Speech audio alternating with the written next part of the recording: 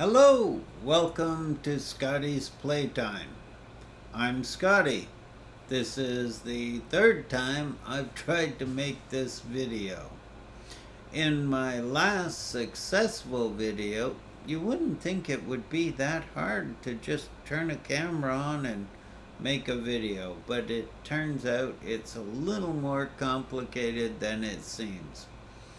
I was 3/4 of the way through what I wanted to say last time when I noticed the counter on the top had stopped. It simply wasn't recording. Oh man, such a waste of my oxygen. And so lucky for you guys, you didn't have to hear what I was spouting. Anyway, as I told you, I watch the morning news shows and I'm hyper-reacted on the news. At least on Sundays. Well, I guess most of the time I need an intervention. Oh, save me, save me. Anyway, so the first show I watched, oh, excuse me, a little indigestion there. Ron is, by the way, cooking ribs, slow cooking ribs, and he's making a ranch potato salad recipe that he just found. But he has salads on the side if I don't like it. I have to admit, most of what he cooks I adore. I'm not sure I should tell him that. Anyway, so looking at the board, Johnathan Carl was the host of the show. And he's not normally sympathetic, nor does he phrase his questions for Democrats. Just saying, he has a right-wing bent. He is kind of pushing sometimes the Republican view.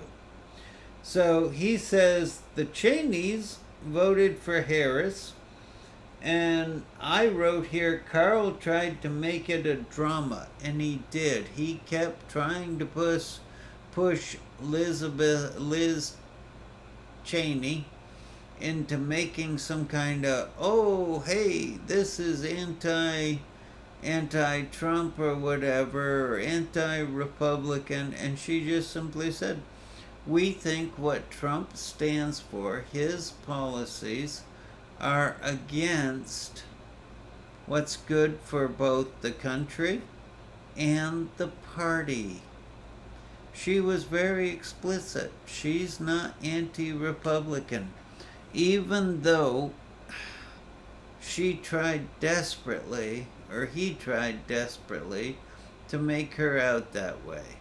All right, so moving on, and both Cheneys, by the way, Darth Vader, Dick Cheney, and Liz Cheney, who was on the Jan 6 committee, and that came up, are voting for Harris. And when the Jan 6 committee stuff came up, she said, look, Trump's trying to, this is the party of law and order, and Trump is saying that the rioters who abused the Capitol Police, who violated the law, he wants to pardon them. He wants to forgive everything they did because they were working on his behalf, not the country's behalf. So she has a very valid point there. And so she can't go along with that.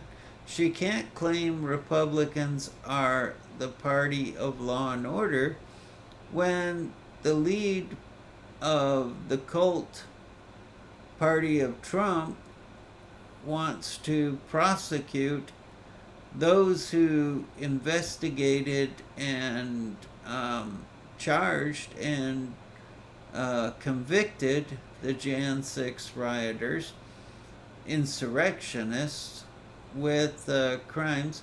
He wants to make them the criminals, not the ones who did the illegal acts. That's not the party of law and order. Okay, so quickly going on. Governor Sanders from Arkansas, if you didn't know, lied about Harris not taking questions or speaking to the press. People deserve her answers. She's been all over the news, but not Fox News, not right-wing news. Sorry, she goes to internet news sites, internet interviewers, where the news really is. She's not into the corporate news, and she has done them. Oh, Sanders made up all sorts of lies about her evading and all that. Because what they want is to get her on enemy territory, get her on their propaganda channels so that they can hammer her and state what she says, cut it up, and maybe just totally goof it off. But that's not what her campaign is doing. She's been out there for the entire time she's been on the campaign.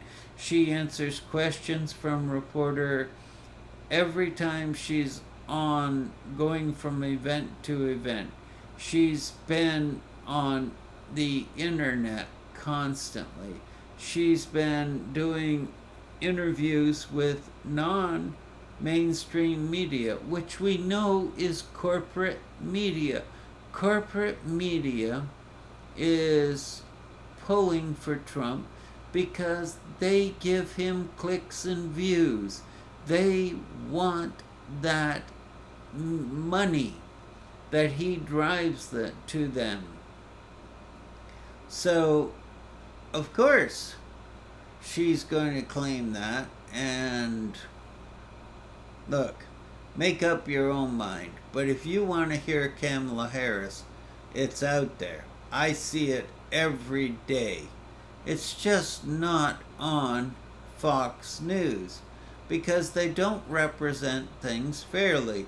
They are a propaganda arm of the Republican Party, which is now the party of Trump, the cult party of Trump, the felon party, the felon Trump party. Anyway, you get the point. So these news medias that they want her to go on, why bother? Anyway, I wouldn't if I was her. I've seen what happens to people that go on them.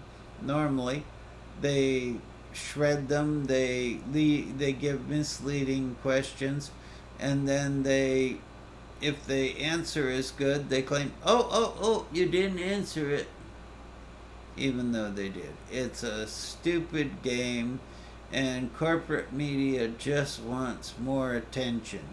Don't give it to them. Don't give it to them. Okay, so my last one is, she claims Trump speaks to reporters every day, but I looked into this. Who's the reporters he's speaking to? Only those friendly to him. He calls into Fox News all the time. He does interviews with Hannity. He spouts bullshit and nobody corrects him. Nobody fact checks him. He spouts off, just off the cuff, incredibly stupid crap. And it's accepted as words from the God because he's the cult leader. So please, don't fall for this. Harris is not talking to the media. Of course she is. We're constantly seeing it. And she's doing non-corporate media. which is important because corporate media is dying. TV media is dying. And quite frankly, most of it is for older people who are soon going to pass away. It's not new. It's older generation, not the new ways. I'm sorry they can't deal with it. Those people in their 70s and 80s, maybe in their late 60s, or 60s.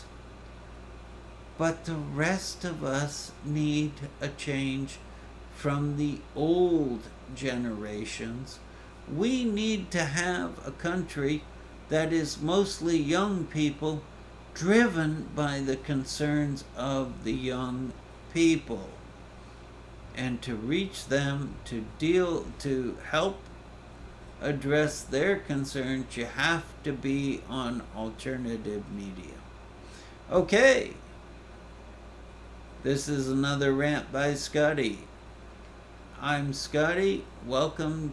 Thank you for being on Scottie's Playtime. And as always, best wishes for all and hugs for those that want them.